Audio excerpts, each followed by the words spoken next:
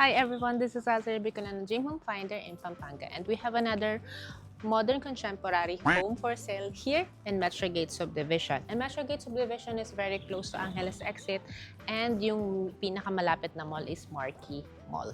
Now, start ako dito sa sa garage nyo. This is a garage, fully covered kasi mga garage, di ba?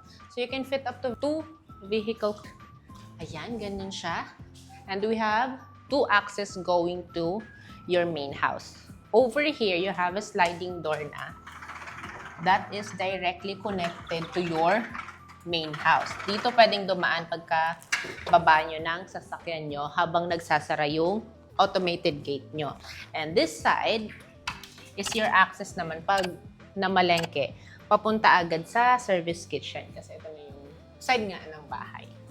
So we have 2 access.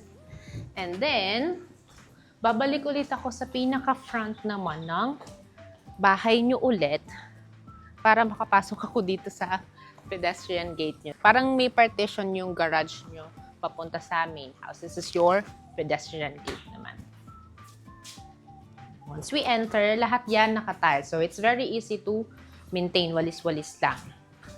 Pero, ang kagandahan, pwede pa rin kayo maglagay ng potted plants or set up ng outdoor chair and table dito sa area nito. Maluwag pa siya. Kahit nga yung mini pool, pag may kids kayo, kung kayo yung makakabilang bahay nito, kasya pa dyan. Yan. So, parang sumasayaw ako.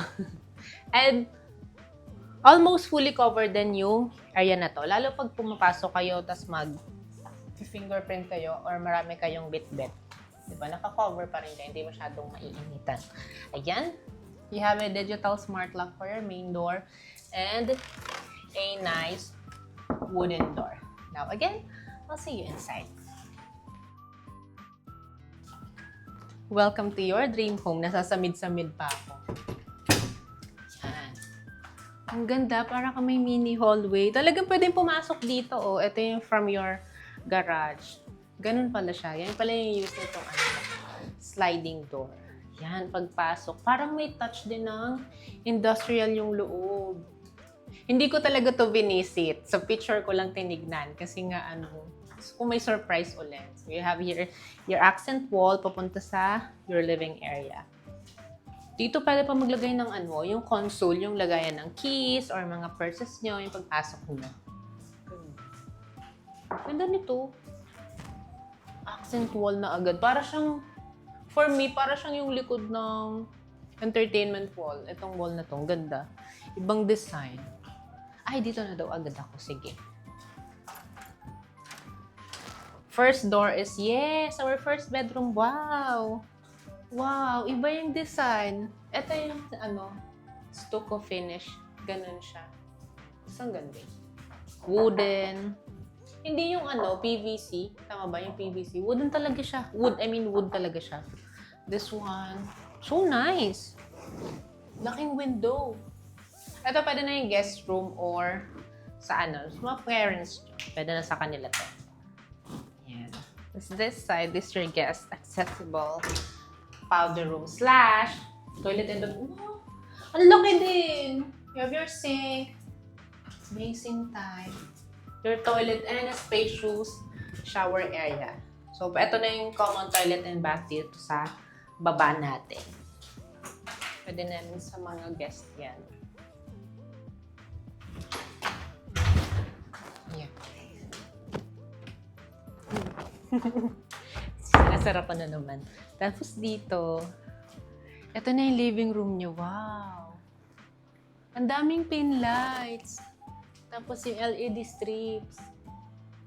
Ayan, ito yung pinaka living area nyo. I guess pwede pang ayusin yung sofa set nyo ng paganto. Sa parang Cleopatra doon. Ganun ka-spacious. Ang linis na ginamit nilang Saan ba ako? Ang linis na ginamit nilang tiles. Ayan.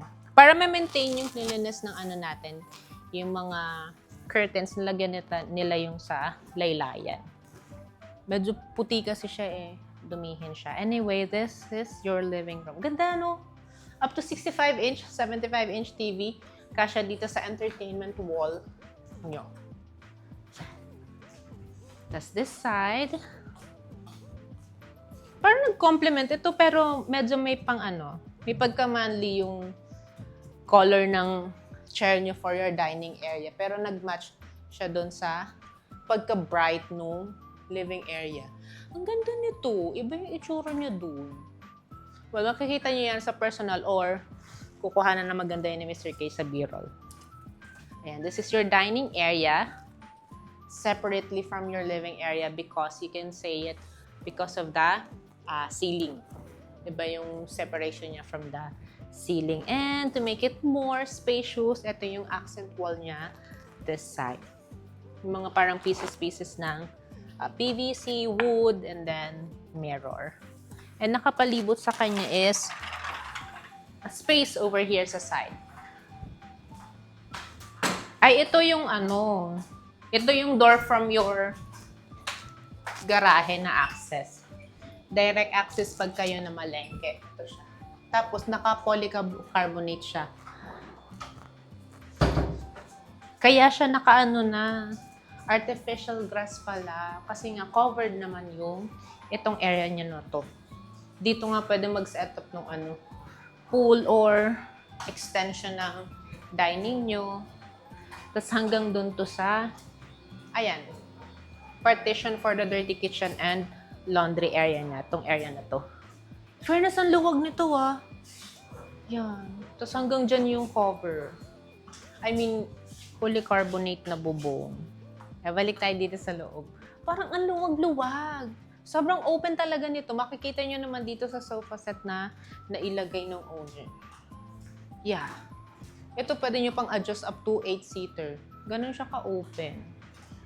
Bagong-bago to, kaya kung gusto nyo nang tignan, pa-schedule na agad kayo ng viewing nyo. Dalawa lang naman yung numbers na pwede nyo tawagan sa next level properties.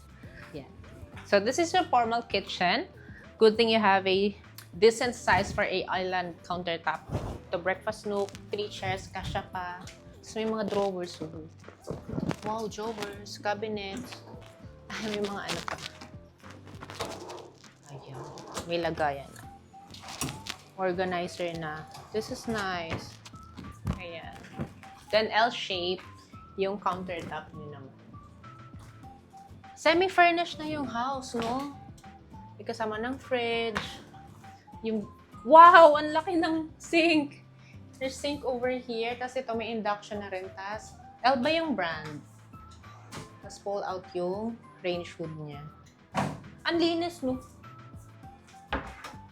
Pati yung mga cabinet, ang ganda din ng pagkakagawa. Much lang dun sa accent ng facade and then sa wall. Ito, you have your microwave and oven na. Elba din. Lahat Elba. Yung brand. Tapos parang may accent siyang cabinet na naka-laminated. Ito yung mga pinupunasan lang. Yan siya. Dami-dami. I mean, ang laki. Ang spacious. Tapos another sliding door. Ay, ito lang yung pwedeng nakaabang for dirty kitchen or laundry area. Ayan. Yung mga gantong builder, kasi pang ilan ko na din namang bahay to sa kanya. Usually, wala silang for the maid's room. Kaya pwedeng yung unang first room natin kanina. Yun na yung mga sa maids natin. Ayan. We are done with the ground floor. Natutuwa ako kasi ang luwag. Ang luwag-luwag. Very spacious house. Ayan. Sa mga bago pa lang sa YouTube page naman, you can follow us on all our social media page. That's Next Level Properties para na updated kayo sa mga bagong uploads namin. Pero I'll see you sa second floor. Parang matatawag ko lang premium finish yung house na to. Kikita nyo naman sa mga wall accent, diba? Magkaiba yung finish ng wall na to. Yung gano'n. You also have, napansin ko din habang paakyat, wide space for your staircase. Ang luwag niya pa. Tapos wooden planks yung for the staircase. Ay, kasama yan? Wow! So dito naman, once you reach your second floor, eto na, may pa tayo dito, family area, na may air condition din na kasama. Ito parang lazy boy. Oh no naman. Pero that's included na. Then, you can still put another television dito. Tapos, sa taas, we have 3 bedrooms left. Ito yung tinanong kong kasama pala. So, meron na kayong robo-vacuum for this house. Next room. Ay, ang laki nito. High ceiling din pala, kaya it helps na it makes more larger yung mga rooms and mga spaces kasi high ceiling din. Lots of natural lights dito pag morning, oh, kasi ang dami yung window. This one, ito queen size na yung bed. So, ang ganda. Ito talagang magagamit kasi either vanity area or study table na to. May air condition unit din. Pati finish ng cabinet ito, mga ano, for clothes ng cabinet, ang ganda.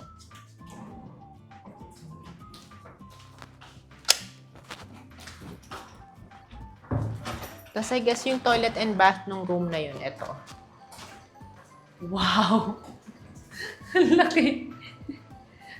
Ang spacious shower. Ito kulang na lang either shower partition or shower enclosure. Private toilet and your sink over here. Tapos ito din. This room din, yun din yung toilet and bath niya. Yan, same style nung kabila kanina. Another queen size, your entertainment wall, your study area or vanity. As well as your cabinet for your clothes. Open natin. I see. Ayan, dalawa siya.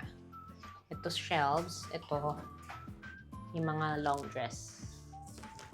Diba, malaki. Hanggang taas yan. Ayan.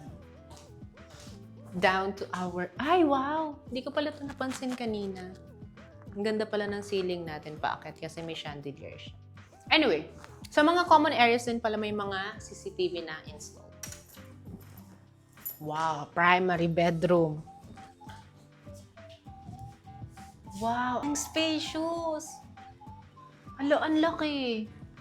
Ang ganda ng pagka-layout nila. Magugulat kayo sa lot size nito. So, this is your primary bedroom. Kasi ito yung highlight ko. Tignan natin yung switches niya. Nag-iiba-iba daw. Kasi, syempre. Ay, okay. Kung gusto niyo ito lang, separate sila lahat. O, diba? Mood lang. Pero anyway, hanapin natin lahat. This is a spacious bedroom. Okay, dito may space pa for another, siguro yung mga for collectible shoes na. Kasi dito may vanity area ka na pwedeng study table. Dito naman for collectibles. Ang ganda. Paano to open? Ganun. Ang ganda naman ito. Ang ganda ng cabinet na to. Yan. Kasi yung finish niya yung parang naka-laminate din. Pero medyo rough yung finish niya. Ang ganda. Ganda talaga ng pagka-finish ng house. Kanina pa, di ba? Ito, ibang texture. Ay! Ang ganda nito. Parang banig yung texture niya, pero siya? Cement. Ganun. Yung ibang nakakaalam nito kasi parang first time ko lang nakita, please let me know sa comment kung ano tawag sa kanya. Ayan. Ako, dahil Pilipino tayo, banig yung itsura niya. Pero it's very nice. Akala ko nga tela kanina pagpasok ko. Anyway, you have your king size. That's ito, oh.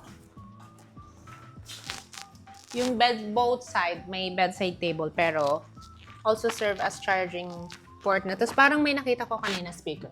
Sa other side ng surface, speaker na siya. So, sasaksakin lang siya. Yung mga wireless charging phone. Kaya-kaya na dyan pag mga matutulog na kayo. Tapos this side, kasya kahit 75-inch TV, hindi masisira yung eyes nyo kasi napakalawak pa ng space na natira. Ayan siya. Tapos syempre, since primary bedroom na to, may sarili tong toilet and bath. Perfect!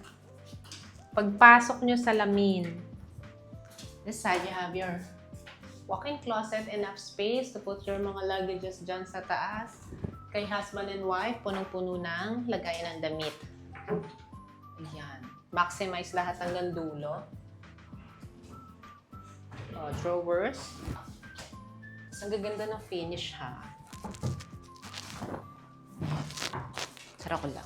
Kasi ito, pasok kami, Sir Kay. Ay, ako na. Pakita ko sa inyo. Dito kasi, sa likod ng pinto pagpasok, merong agad mirror. Tapos, sliding pa siya. Ayan. Nasa slide pa yung mirror. So, full size body mirror na siya. Wow! May tub! May tub, may separate shower area, you have your toilet over here, and then your separate sink din. Hindi na siya yung his and her sink, pero you will love it kasi spacious. A large size of mirror din, and high ceiling.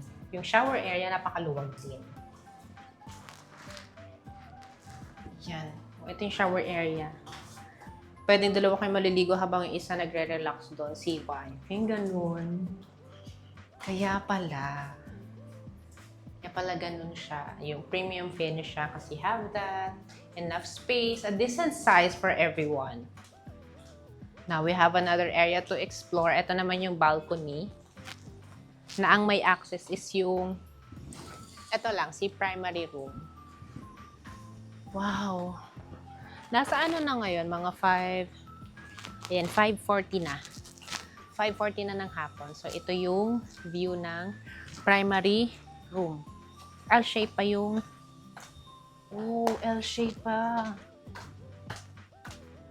L-shape pa pala yung balcony dito. Tapos may ano, may saksakan pa.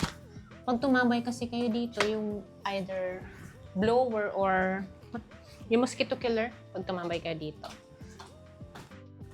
Talido. Ayan, ang refreshing. Ito yung balcony nyo, mahangin. Kahit bukas nyo lang to na pumapasok naman yung hangin. And this is where I'm gonna do your quick recap. Ito din yung front ng property. And that area, yan yung mga project ng Ayala. Ayan, for the quick recap, this house is brand new and available for sale located here at Metrogate Subdivision. The house sits at 165 square meters for the lot area and you have 250 square meters for your floor area. This is 4 bedrooms, 3 toilet and bath. You have your 2-vehicle carport with automated gate and the house comes semi-furnished.